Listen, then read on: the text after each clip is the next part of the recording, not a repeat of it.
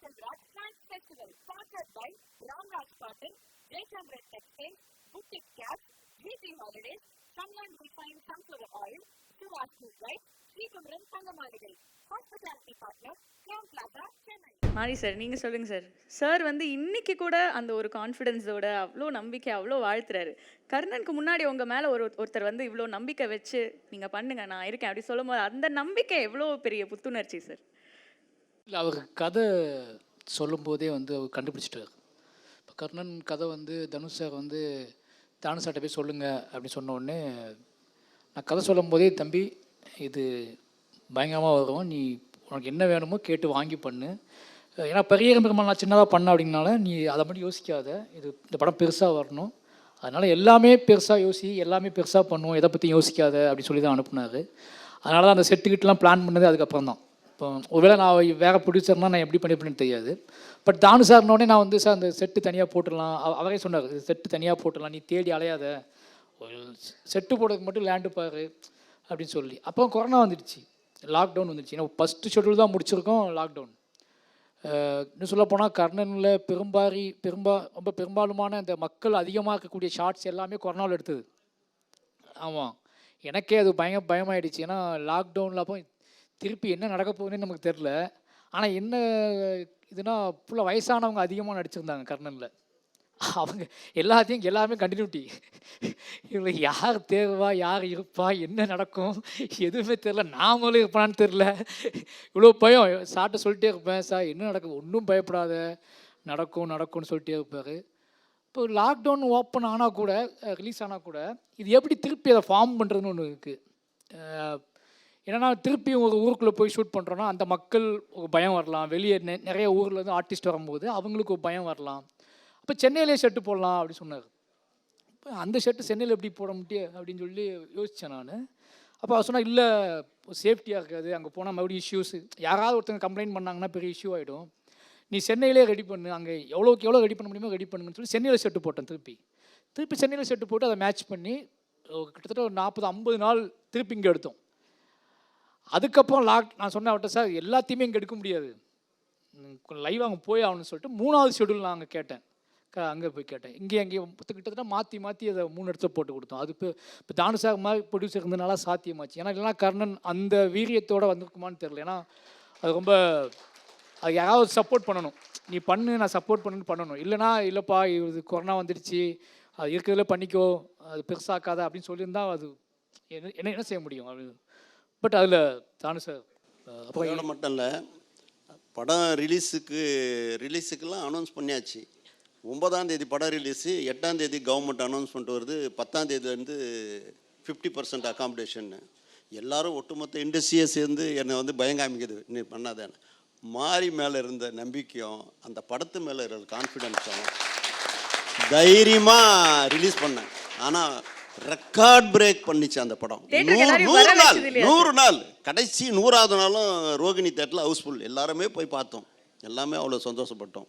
அப்படி இருக்கும்போதே அந்த படம் நடந்துன்னு இருக்கும்போதே நான் அடுத்த படத்துக்கு அட்வான்ஸ் கொடுத்துட்டேன்னா பார்த்துங்க.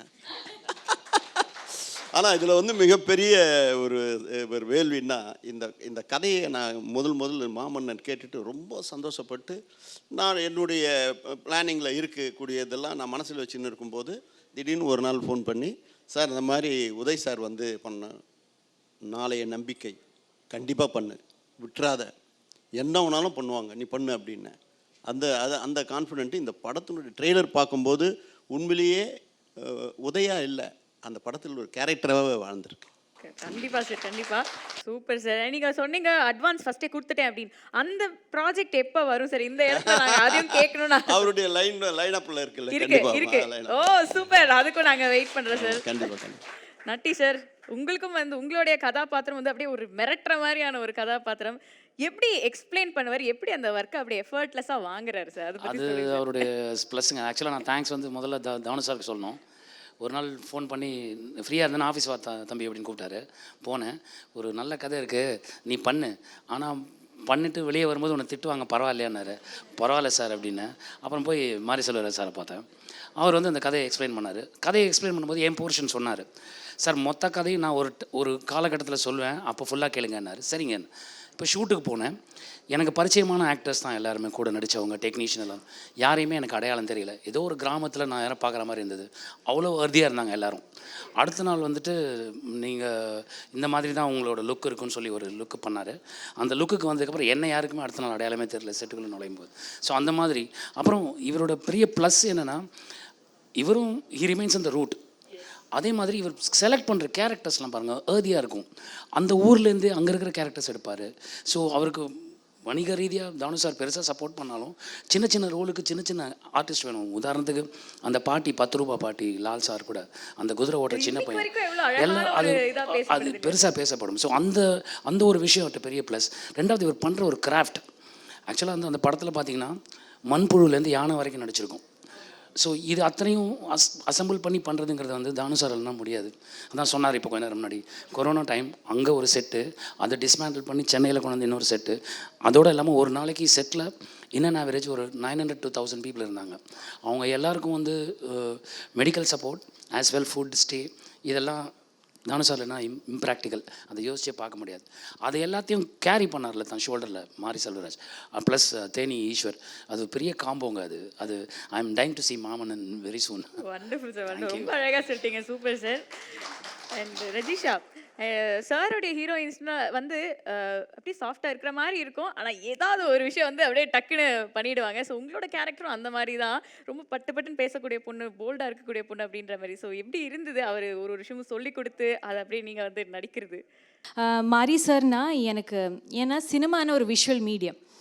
ஸோ விஷுவல் மீடியத்தை எப்படி யூஸ் பண்ணலாம், அது அவரோட சிக்னேச்சரில் எப்படி பண்ணலாம். இப்போ ஒரு படம் இவர் பண்ணியிருக்கிற, சார் பண்ணியிருக்கிற 3 படம் பார்த்தா ஒரு ஃப்ரேம் பார்த்தாலும் நமக்கு புரியுது மாரி சாரோட படம்.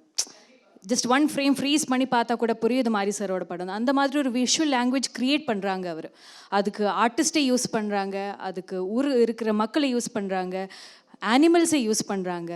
நான் எல்லாருமே நடிக்கிறாங்க. பட் எனக்கு என்ன சொல்லுவாங்கன்னா, நான் ஒரு actress, but a great director is somebody நமக்கு கூட புரியாமல் எக்ஸ்ப்ரெஷன் நமக்கு உள்ளே இருந்து வெளியெடுக்கிறவங்க தானே. எனக்கு கர்ணனில் வரும்போது சார் ஃபஸ்ட் டைம் மீட் பண்ணும்போது ஒரு வார்த்தை கூட எனக்கு தமிழ் புரியல. நான் மலையாளம் தமிழ் ஸ்லாங்கில் போட்டு சார்கிட்ட பேசிட்டேன். பட் சார் செலக்ட் பண்ணாங்க. அது எதுக்கு செலக்ட் பண்ணாங்கன்னு எனக்கு புரியல. பட் இன்னி கேட்கலாம். பட் கர்ணனில் நடிக்கும்போது எல்லாரும் சொன்னாங்க என்கிட்ட, கம்ப்ளீட்டாக ஒரு ஊர் பொண்ணு மாதிரி தான் இருக்குது ரஜிஷா, பார்த்தா உன்னை மாதிரியே இல்லை. நான் அந்த கேரளாவில் போனதுக்கப்புறம் சொன்னாங்க, திரௌபதி தான் ஸ்க்ரீனில் பார்க்கும்போது எப்படி இந்த டிரான்ஸ்ஃபர்மேஷன். நான் சொன்னாங்க கம்ப்ளீட் கிரெடிட்ஸும் மாரி சாருக்கு தான். நான் ஃபர்ஸ்ட் ஆஃப் ஆல் அவர் சொன்னாங்க நோ மேக்கப் பண்ண முடியாது, டேன்னா நேச்சுரலாக இருக்கணும். நான் ஒரு ஆஃப்டர்நூனுக்கு எண்ணெய் எல்லாம் போட்டு, நான் மஞ்சள் எல்லாம் போட்டு வெயிலில் போட்டு அங்கேயே இருந்து அந்த ஊர் மக்கள் கூட இருந்து சாப்பிட்டு பேசி பீடியெல்லாம் சுற்றி, நான் ஒப்சர்வேஷன் தான்ல, லைஃப் ஸ்டைலை ஒப்சர்வ் பண்ணி தான் என்னால் என்ன பண்ண முடியும் அதை மேக்ஸிமம் நான் சொன்னேன்.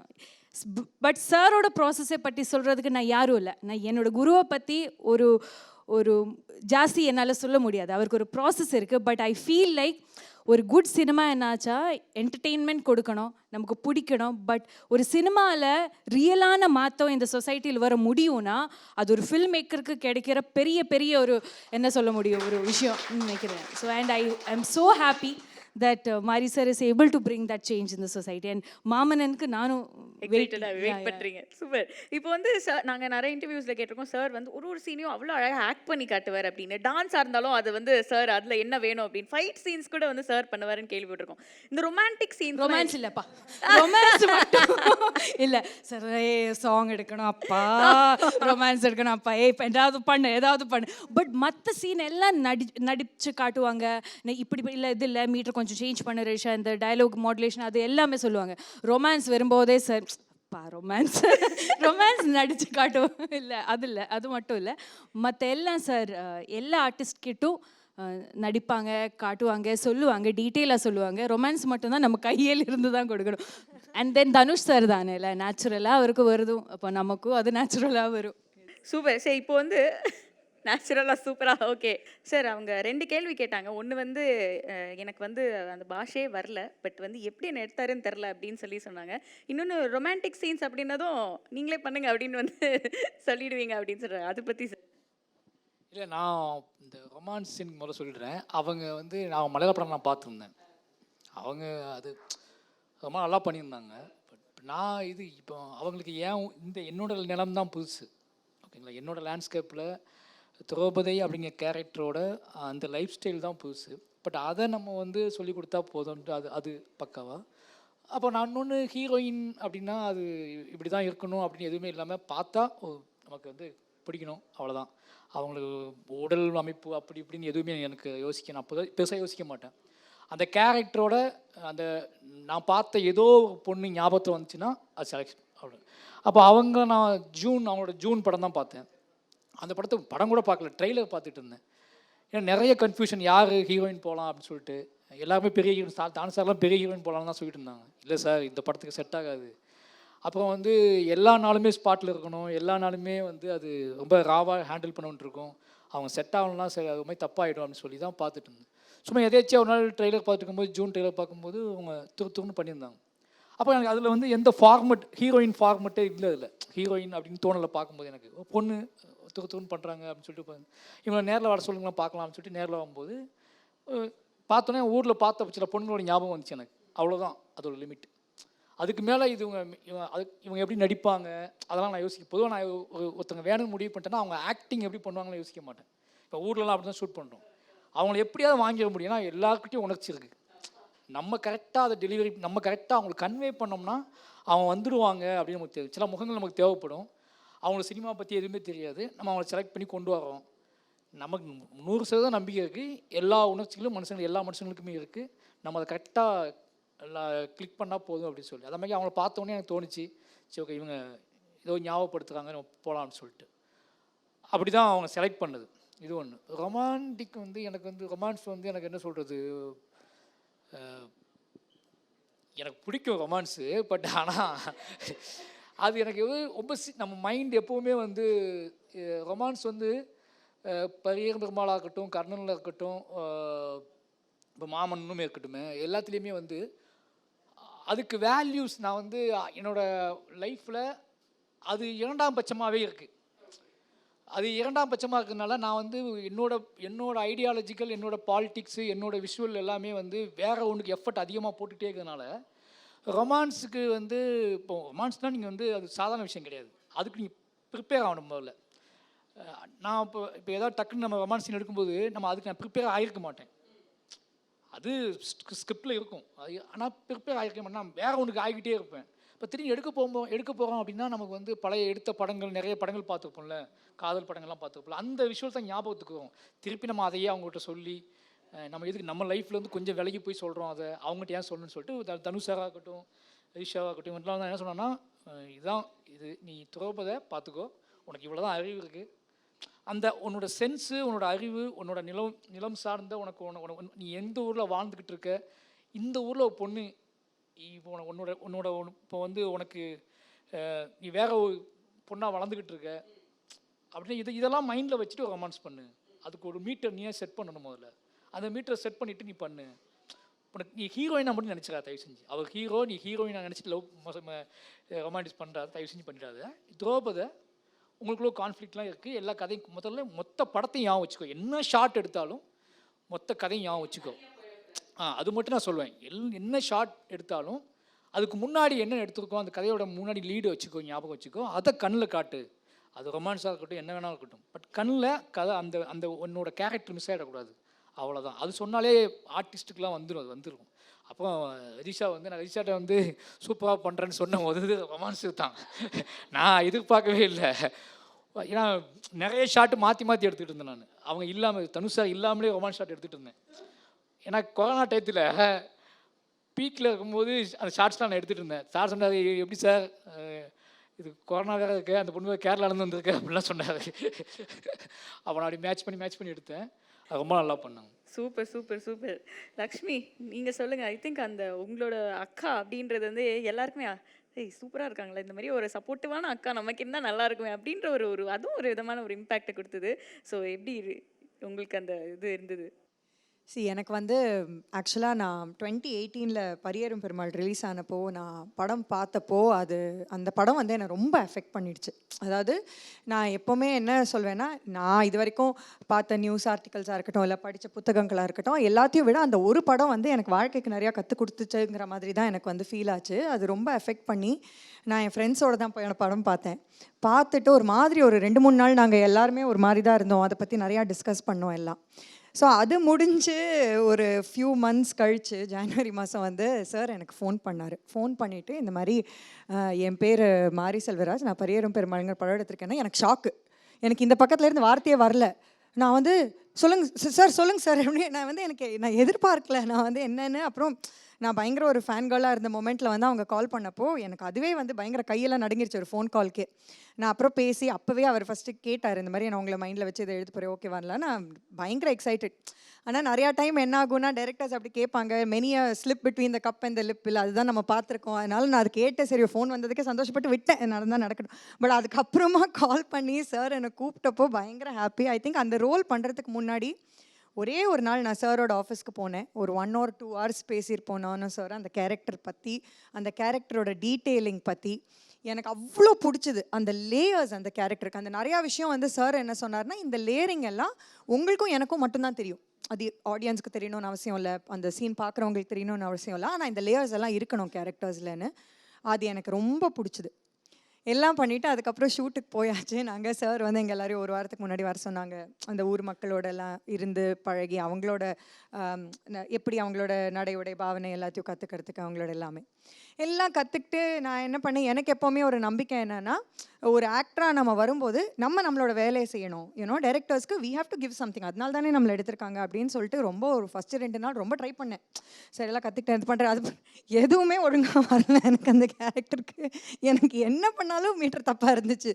அப்புறமா 2 நாள் கழித்து ஃபுல் சரண்டர். சார் நீங்கள் என்ன சொல்கிறீங்களோ வரல சார், எனக்கு இதுக்கு மேலே வரல, நீங்கள் என்ன சொன்னாலும் அப்படியே பண்ணிடலான்னு சொல்லிட்டு. பிகாஸ் என்னன்னா அந்த சார் எழுதுகிற கேரக்டர்ஸ் எல்லாமே வந்து அவருக்கு முழுக்க பரிச்சயமான கேரக்டர்ஸ், அவரோட உலகத்துல வர கேரக்டர்ஸ், அவங்களுக்கு தெரிஞ்ச மக்கள். அப்போ ஆப்வியஸ்லி அந்த கேரக்டரோட அண்டர்ஸ்டாண்டிங் வந்து அவருக்கு 100% இருக்குன்னா, நம்ம எவ்வளோ ஒர்க் பண்ணாலுமே அதோட அண்டர்ஸ்டாண்டிங் நமக்கு ரொம்ப கம்மி பர்சன்டேஜாக தான் இருக்கும். ஸோ அதுக்கப்புறமா ஃபுல் சரண்டர். ஸோ இப்போது நீங்கள் பார்த்து இப்போ கர்ணனில் என்னோட பெர்ஃபார்மன்ஸ் நல்லா இருக்குன்னு உங்களுக்கு தோணுச்சுன்னா அது 100% மாரி சார் தான். வேறு அதில் என்னோட பங்களிப்புங்கிறது எனக்கு தெரிஞ்சு ரொம்ப கம்மி தான். அண்ட் அதோடு இல்லாமல் நமக்கும் ஒரு ஆசை இருக்கும்ல, சரி ஒரு படத்தில் நடிக்கிறோம், ஏதோ ஒன்று பண்ணுறோம், சீன் ஒரு கஷ்டப்பட்டு பண்ணுறோம். சார்கிட்ட போயிட்டு கேட்போம், சார் சீன் எப்படி இருந்துச்சு அப்படின்ட்டு போயிடுவார். சரி ஏதாவது சொல்லுங்கள் சார், வருதா இல்லையா கேரக்டர். அவர் வந்து அப்புறம் படத்துக்கு நடுவில் ஒரே ஒரு வாட்டி நான் அப்படியே எதாவது கேட்டே இருந்தப்போ ஒரு வாட்டி மட்டும் சொன்னார், பாருங்க லக்ஷ்மி, ஓகே இல்லைன்னா நான் ஓகே சொல்ல மாட்டேன், அது மட்டும் தெரிஞ்சுக்கோங்க அவ்வளோதான் அப்படின்ட்டு. நமக்கு தெரியவே தெரியாது கேரக்டர்னா. ஃபஸ்ட்டு ஸ்கெடியூல்லாம் முடிச்சிட்டோம், ஒரு 30 நாள் ஷூட் முடிச்சாச்சு, கேரக்டர் பண்ணியாச்சு. ஒரு 40வது நாள்லாம் நான் ஒரு நாள்லாம் அப்செட், அப்படியே உட்காந்துருக்கேன். எனக்கு கேரக்டர் வருதா, நடிப்பு வருதா, இந்த கேரக்டர் ஒர்க் அவுட் ஆகுதா, சரியா வருதா, எதுவுமே தெரில. நான் படம் நடுவில் போய் சார்கிட்ட டிஸ்கஸ் பண்ணுறேன், சார் என்ன சார் ஏதாவது வருதா, இல்லை நான் ஏதாவது சொதப்பிட்டுருக்கேன், நான் ஏதாவது சொல்லுங்க. எனக்குலாம் அந்த என்னோட ஒரு பர்சனல் ஜேர்னி ஆஸ் அன் ஆர்டிஸ்டே பயங்கரம். அந்த படத்தில் ஒரு பயங்கரமாக ஓகே வருதுன்னு நினச்சி, நமக்கு எதுவுமே வரலன்னு நினச்சி அந்த மாதிரி. பட் அந்த படத்துலேருந்து not just as an actor, I think as a person நான் நிறைய கற்றுக்கிட்டேன். I think I am a different person before and after Karnan தான். பியூட்டிஃபுல். அண்ட் உங்கள் முன்பிக்கிட்டும் என்னென்னா, இப்போது சார் கிட்ட நீங்கள் ரொம்ப ரசித்து இந்த குவாலிட்டி, இது எனக்கு ரொம்ப பிடிச்ச ஒரு குவாலிட்டி அப்படின்னா என்ன குவாலிட்டி சொல்வீங்க?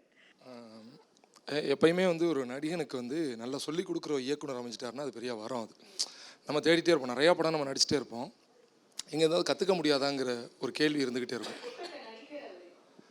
இல்லை இப்படிப்பட்ட நடிகர்னா ஒரு காட்சியை விளக்கும் போது எப்போயுமே நம்ம கூட ஒரு சீன் பேப்பர் கொண்டு வந்து கொடுத்து முன்னாடியே ஒரு அசோசியேட்ஸ் கொடுப்பாங்க, படிச்சுக்கோங்க அதெல்லாம் சொல்லுவாங்க.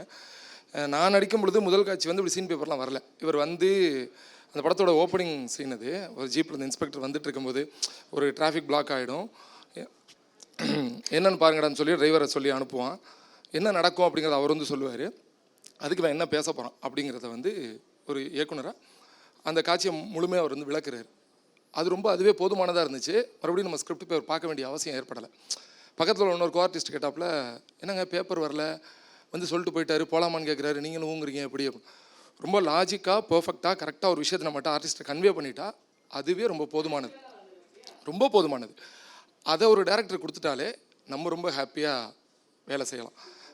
அதேமாரி அவங்க லக்ஷ்மி அவங்க சொன்ன மாதிரி தான், அவருக்கு ஓகேன்னா ஓகே, அது அவர் சாட்டிஸ்ஃபை ஆகிட்டார்னு அர்த்தம். நம்ம எப்போயுமே என்ன பண்ணோம், அந்த டேரக்டரை சாட்டிஸ்ஃபை பண்ணிட்டா போதுமானது, அதுக்கப்புறம் மற்றதெல்லாம் அது தானாக நடந்துடும். ஸோ ரொம்ப கம்ஃபர்டபுள் டேரக்டர் அவர். Super super sir, super sir. Sir sir ரொம்ப எமோஷ்னலான ஒரு இடம் தான் இது. நான் வாழ்க்கையில் ரொம்ப பல வருடங்கள் போராடி அடுத்த கட்டத்துக்கு வந்திருக்கும் பொழுது இந்த இடத்துக்கு வந்திருக்கிறதுக்கு காரணம் ஒன் அண்ட் ஒன்லி எங்கள் மாரியண்ணன் தான். அந்த மாமன்னன் ட்ரெய்லரில் ஒரு பையன் ஓடி வருவான், ஓடி வந்து நின்று அப்பான்னு கத்துவான். அந்த மாதிரி ஒரு நாள் என் வாழ்க்கையில் இதுக்கப்புறம் நம்ம என்ன பண்ண போகிறோம், இந்த சினிமாவில் இத்தனை வருஷம் உழைச்சி என்ன ஆக போகிறோன்னு தெரில, வெறும் நேர்மையாக உழைக்கிறது மட்டும் தான் தெரியுது, கலை தெரியுது, ஆனால் அதை எப்படி வியாபாரம் பண்ணுறதுன்னு தெரியலையே, நம்ம என்ன பண்ண போகிறோம் அப்படின்னு நின்று கத்துன அந்த இரவில் சினிமாவுக்கு கேட்ட அந்த குரல் மறுநாள் காலில் அரவிந்த் மூலிமா ஒரு கால் வந்தது. அதுதான் இந்த கர்ணன் படத்தில் நான் நடிக்கிறதுக்கான வாய்ப்பை ஏற்படுத்திச்சு. அங்கே அவர் எனக்கு குரு, அந்த நாள்லேருந்து எனக்கு அவர் குரு. இது வரைக்கும் நான் வேறு யாரையும் நான் அப்படி யோசிச்சதில்லை சினிமாவில். எனக்கு வந்து மாரியண்ணன் தான் எனக்கு குரு. என் நேம் செங்கிவேலு. நான் வந்து கர்ணனில் வந்து ஹீரோ ஃப்ரெண்ட்ஸ் குரூப்பில் நானும் ஒரு கேரக்டர் பண்ணியிருந்தேன்.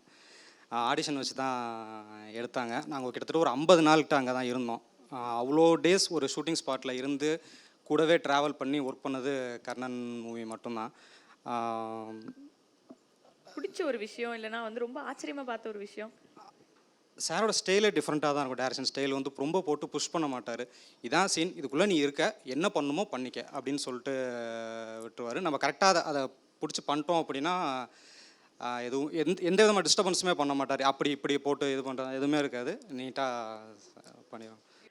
சார் இப்போ வந்து இந்த அப்டேட்ன்றது வந்து கண்டிப்பாக ஒரு எல்லாருக்கும் அன்றாட வாழ்க்கையில் தேவைப்படுற ஒரு விஷயமா இருக்குது சார். இந்த அப்டேட் நீங்கள் 2 பேரும் கொடுத்தீங்கன்னா நல்லாயிருக்கும். ஸோ வந்து மாரி சார், தானு சார், தனுஷ் சார், அந்த ஒரு விஷயத்தை நாங்கள் ரொம்ப ஆர்வமாக காத்துட்ருக்கோம். இல்லை எப்படி வந்துட்டுருக்கு, எப்படி வரப்போகுது, ஏதாவது ஒரு அப்டேட் கொடுத்தீங்கன்னா இந்த ஃபேன்ஸும் நாங்களும் சந்தோஷப்பட்டுப்போம் சார். தனுஷ் தம்பிக்கு வந்து கிட்டத்தட்ட ஒரு 6 படங்கள் இருக்குது. அதுக்கு முன்னாடியே தனுஷ் தம்பியும் சேர்ந்து ஒரு படம் பண்ண போகிறாங்க. என்னுடைய பாதை, என்னுடைய பயணம் மாரி செல்வராஜோட இன்னொரு கோணத்தை நோக்கி போகும். அது ஒரு உச்சத்தை தொடும். சூப்பர் சூப்பர் சார், போதும் சார், இந்த அப்டேட் போதும் சார். இது சொல்லி ஒரு சின்னதாக அப்படியே எடுத்து கொடுத்துருக்காரு, அதுக்கே நாங்களாம் வந்து வெறி ஆகிட்டோம். ஸோ ஏதாவது அதை பற்றி தெரியும், ரொம்ப ஏர்லி தான், ஏதாவது என்ன மாதிரி இருக்கும் அந்த மாதிரி? இல்லை, அதை தனுஷ் சார் கூட நான் மறுபடியும் படம் பண்ணணுன்னு முடிவு பண்ணேன். அப்போவே கர்ணன் ரிலீஸுக்கு முன்னாடியே முடிவு பண்ணிட்டோம். கர்ணன் முடித்த உடனே பண்ணலான்னு தான் ஐடியா இருந்துச்சு. பட் ஆனால் அதுக்கு முன்னாடி நான் நீலம் ப்ரொடக்ஷனுக்கு ஒன்று கமிட் ஆகிருந்தேன். அவங்க சொன்னேன், சரி அதை முடிச்சுட்டு உடனே ஸ்டார்ட் பண்ணிடலான்னு பேசி ஓகே பண்ணியிருந்தோம். கதையெல்லாம் நான் அப்போவே சொல்லிட்டேன் அவட்ட. ஒரு லைன் சொன்னேன், அவருக்கு ரொம்ப பிடிச்சிருச்சு. அது லைன் சொல்கிறதுக்கு முன்னாடியே நம்ம படம் பண்ணணும்னு முடிவு பண்ணிட்டோம், ஓகேங்களா. ஆனால் இப்போது நீலம் ப்ரொடக்ஷனுக்கு நான் வந்து த்ரூ ஸ்டார்ட் பண்ணி போகலாங்கும்போது அது முடிச்சுட்டு உடனே தனுஷ் சார் படம் பிளான் பண்ணும்போது உதய் சார் உள்ள என்ட்ரி ஆகிட்டாரு. உதய் சார் வந்து முதல்ல ஃபோன் பண்ணதே தனுஷ் சாருக்கு தான், ஓகேங்களா. அவர் தனுஷ் சார்ட்டு தான் டேட் வாங்கினார். ஃபோன் பண்ணி, சார் நான் மாரி செல்வராஜ் கூட படம் பண்ணிட்டு கடைசி படம் விட்டு கொடுங்களேன்னு சொன்னவர். அவர் என்ன நினச்சாருன்னா, சரி ஓகே எல்லாமே சீக்கிரமாக ஆரம்பித்து முடிச்சுட்டு வந்துவார்னு நினச்சாரு. பட் ஆனால் அது இதுவும் முடிஞ்சிருச்சு. அப்போ நான் நேராக வாழை ஸ்டார்ட் பண்ண போகும்போது நேராக நான் தனுஷ் சார்ட்ட போனேன். போய், சார் இப்படி வாழைன்னு ஒரு படம் ரொம்ப நாளாக என்னை டார்ச்சர் பண்ணிகிட்டு இருக்கு, எனக்குள்ளே ஒரு படம் பண்ணணும் என்னோட ஆமாம். இப்போ நான் பரியம்மாள் பண்ணேன், அதுக்கப்புறம் நான் வாழை பண்ணணும்னு தான் ஆசைப்பட்டேன். ஆனால் அதுக்குள்ளே எனக்கு கர்ணன் வந்துடுச்சு. பட் இந்த வாழைங்கிற கதை வந்து எனக்கு ரொம்ப டிஸ்டர்ப் பண்ணுது, அதுக்கு ஏதாவது சின்னதாக நான் அந்த படம் பண்ண ஆசைப்பட்றேன். ஓகே சார் அப்படின்னாரு. அப்போ நான் அந்த மாதிரி சொன்னேன், எல்லாம் ரெடியாக இருக்குது சார், நான் அது ஸ்கிரிப்ட் எதுவுமே பிரச்சனை கிடையாது, போனோம்னா 50 நாள் எடுத்து வந்துக்குவேன். இப்போ நான் மாமன்னன் முடிச்சிட்டேன், ஒரு 50 நாள் அதுக்கு போயிட்டு வந்துட்டுமா அப்படின்னு கேட்டேன். சரி 50 நாள் போயிட்டு அதுக்கப்புறம் என்ன பண்ணுவீங்க? அதுக்கப்புறம் துருவ படம் போவேன், அதுக்கப்புறம் தான் உங்கள் படம் வருவேன் அப்படின்னு. சரி ஓகே, உங்களுக்கு நல்ல விஷயம் நடக்கும்னா நீங்கள் போங்க, ஆனால் ஒன்று மட்டும் ஞாபகம் வச்சுக்கோ, நீங்கள் எப்போ வந்தாலும் நான் வந்துடுவேன். என்னோட லைனப்பை பார்த்துட்டு நீங்கள் ஐடியா பண்ணாதீங்க, இவ்வளோ லைனப் இருக்குல்ல, இதுக்கப்புறம் தான் இப்போ நம்ம லேட்டாக தானே வருவோம் அப்படின்னு நினைக்காதீங்க, அது லைனப் இருக்க தான் செய்யும், நீங்கள் கூப்பிட்டா நான் வந்துடுவேன் அப்படின்னு சொன்னேன்.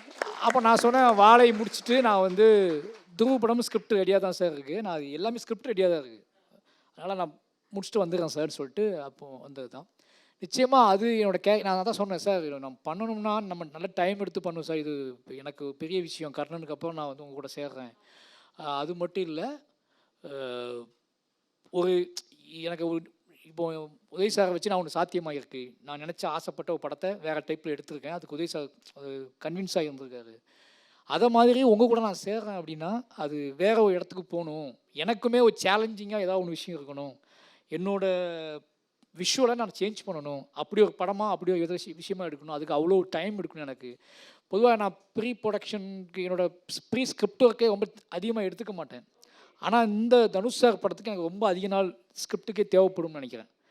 அது அப்பேற்பட்ட கதை அது. அதனால் வந்து அவர்கிட்ட சொன்னாத சார் நீங்கள் எவ்வளோ டைமாக எடுத்துக்கோங்க, பட் ஆனால் எனக்கு வந்து நீங்கள் வந்துட்டிங்கன்னா எனக்கு சொல்லிவிடுங்க, நான் அதுக்கேற்ற மாதிரி ரெடி பண்ணிக்கிறேன்னு இருக்காரு. நிச்சயமாக அது என்னோடய கேரியரில் ஒரு பெரிய பாய்ச்சலாக இருக்கும் அந்த படம். வா வா வா, thank you sir, thank you sir, thank you sir, thank you.